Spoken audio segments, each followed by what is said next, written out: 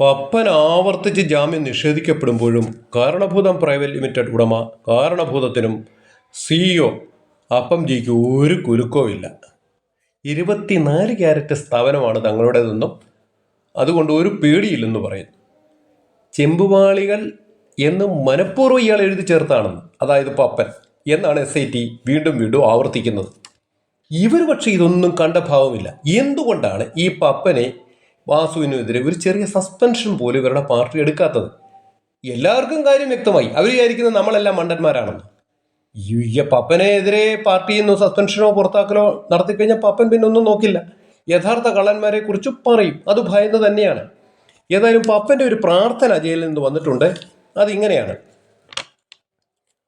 മകരവിളക്ക് സമയത്തും ഞാൻ ജയിലിൽ കഴിയണമോ, ഇണ്ടലകറ്റാൻ പാപം തീരാൻ ഒരു വഴി കാട്ടിടുമോ സ്വാമി, ഒരു വഴി കാട്ടിടുമോ.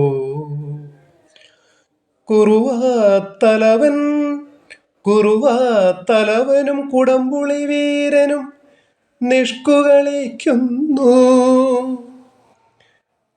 കൈക്കോടാലികൾ ഞങ്ങളെ മാത്രം ഉണ്ട വിഴുങ്ങുന്നു. കുറുവാത്തലവനും കുടംപുളി വീരനും നിഷ്കുകളിക്കുന്നു, കൈക്കോടാലികൾ ഞങ്ങൾ മാത്രം ഉണ്ട വിഴുങ്ങുന്നു. മോഷണ മുതലിൻ മേജർ കക്ഷികൾ വെളിയിൽ വിലസുമ്പോൾ ആശ്രിതരായവർ ഞങ്ങളെ മാത്രം പീഡിപ്പിക്കുന്നു സ്വാമി, പീഡിപ്പിക്കുന്നു.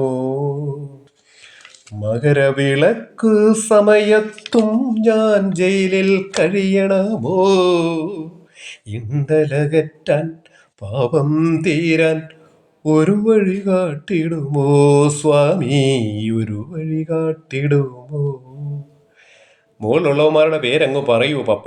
അപ്പോൾ നിങ്ങളുടെ പാപപരിഹാരത്വത്തിൻ്റെ ഒരു 5% പൂർത്തിയാവും. ബാക്കി പിന്നീട് നമുക്ക് വഴിക്ക് വെച്ച് കാണാം. സ്വാമിയേ ശരണമയ്യപ്പ.